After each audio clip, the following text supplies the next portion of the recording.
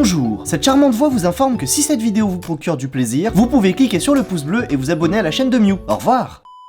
Bonjour à tous, ici c'est Mew, j'espère que vous allez bien. On se retrouve aujourd'hui pour un thread horreur. Encore une fois, il s'agit d'une histoire qui fait froid dans le dos. Bienvenue dans l'histoire de Chloé.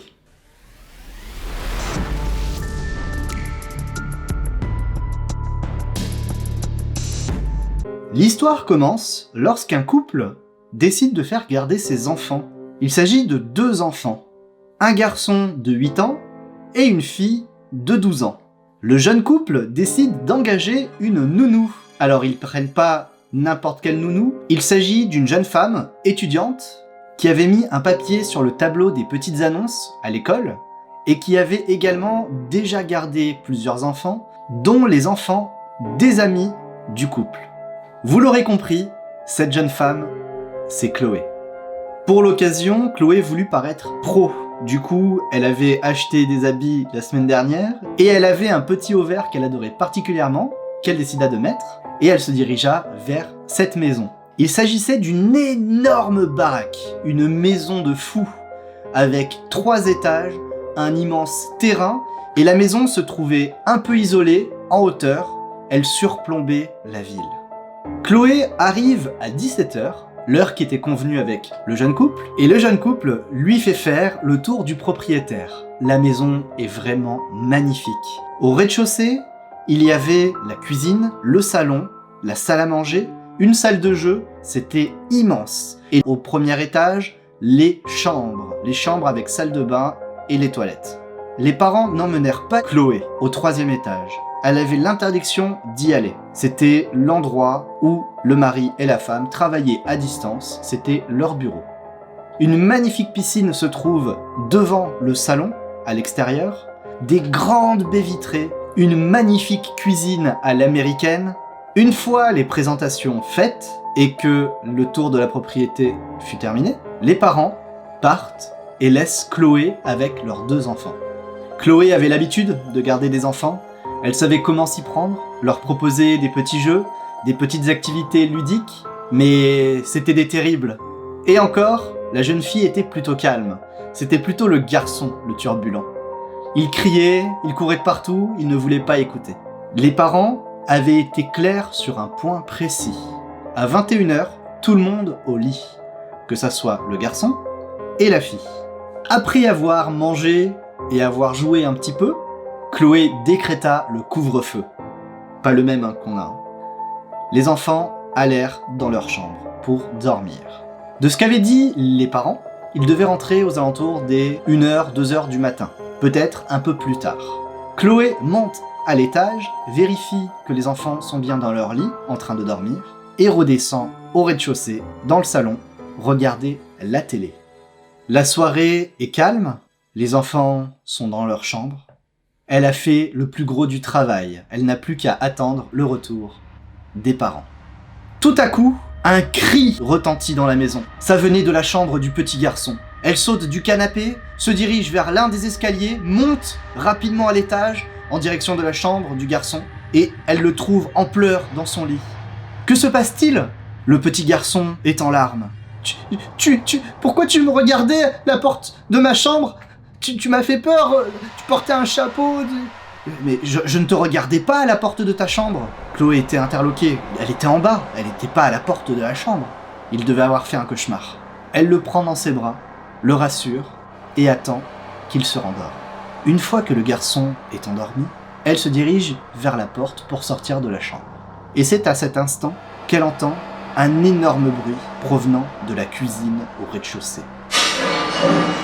Encore une fois, elle dévale l'escalier devant la chambre du garçon, se dirige vers la cuisine, personne. La lumière est éteinte, elle l'allume et elle remarque que devant le lavabo, un verre est cassé, à terre. Il y avait quelqu'un dans la maison ? Elle décide de faire le tour du rez-de-chaussée, tout est fermé à clé. Personne ne peut rentrer. Une fois qu'elle est certaine que toutes les entrées sont verrouillées, elle décide de remonter aux chambres, voir si les enfants vont bien. Elle entrouvre la porte du garçon il est dans son lit en train de dormir paisiblement. Elle se dirige ensuite vers la chambre de la jeune fille et elle remarque que la porte est entr'ouverte. Elle précipite le pas, ouvre la porte. La fille était assise sur son lit. « Excuse-moi Chloé, j'ai cassé un verre dans la cuisine, j'ai eu peur, je suis remontée rapidement dans ma chambre. » Elle comprend alors comment elle a pu la rater. Elle avait juste pris l'autre escalier. En effet, il y avait 2 escaliers dans cette maison. Un à chaque extrémité de la maison.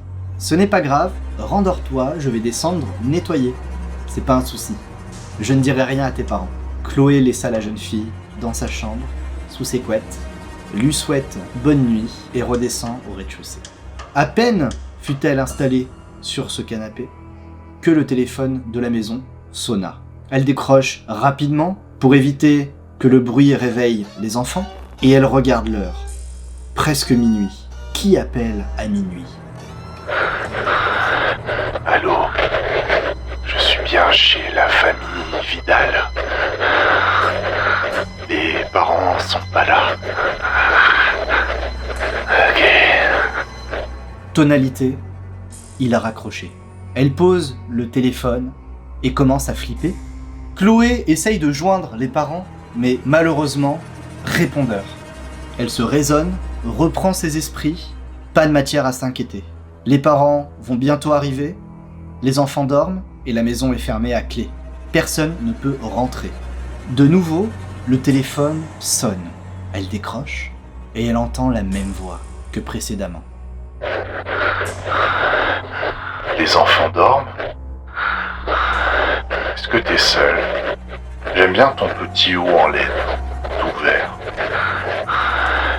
Chloé lâche le téléphone qui tombe par terre. Comment savait-il qu'elle était habillée de cette façon ? Elle reprend ses esprits, reprend le téléphone et commence à lui crier « Mais qui êtes-vous ? Qu'est-ce que vous voulez ?» Toi. Elle raccrocha immédiatement, appelle les parents, mais elle se retrouva directement sur messagerie. Elle essaya 1 fois, 2 fois, et après l'échec de la 3e fois, elle décida d'appeler la police. La police répondit, pendant qu'elle fait le tour du rez-de-chaussée. « Allô, police ? J'ai besoin de votre aide. Je reçois des appels inquiétants, je garde des enfants. Il y a quelqu'un qui arrête pas d'appeler.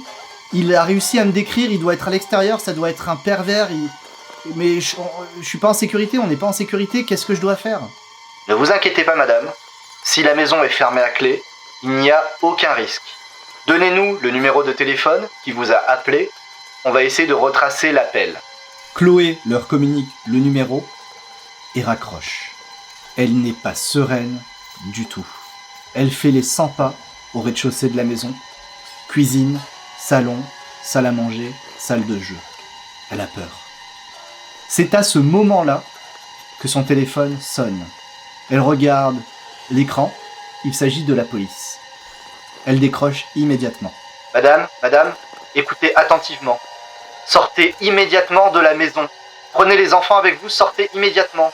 L'appel ne vient pas de l'extérieur. Il vient de l'intérieur de la maison. Chloé ne prit pas le temps de raccrocher. Elle court en direction des escaliers, les monte 4 à 4, attrape le petit garçon dans son lit alors qu'il dormait, le porte, se dirige vers la chambre de la jeune fille, lui demande de sortir du lit, la tire par la main et ils dévalent les escaliers tous ensemble. Elle ouvre la porte d'entrée et sort précipitamment. Il se dirige vers le portail qu'elle ouvre et reste au bord de la route. C'est en se retournant que Chloé remarque qu'une autre personne sort de la maison. Une ombre qui ne se dirige pas vers eux, qui se contente de marcher en direction de la montagne, s'effaçant dans la nuit. Encore une fois, Chloé essaye de joindre les parents, mais malheureusement, aucune réponse. Répondeur.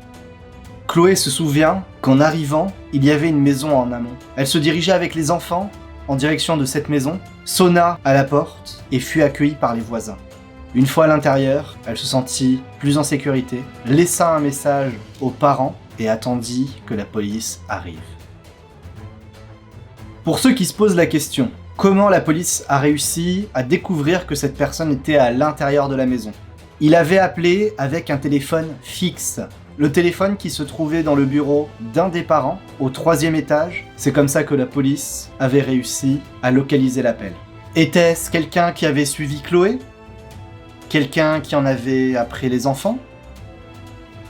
Ou même peut-être quelqu'un qui avait voulu faire une farce? Nous n'aurons jamais la réponse. À ce jour, on ne sait toujours pas qui était cette personne, comment elle est rentrée, et quelles étaient ses intentions. Nous pouvons seulement supposer qu'elles étaient mauvaises. Merci d'avoir regardé la vidéo. N'hésite pas à me rejoindre sur mon Insta, qui se trouve juste ici. Merci énormément aux personnes qui se sont abonnées récemment. Et en attendant une prochaine vidéo, moi je vous dis ciao!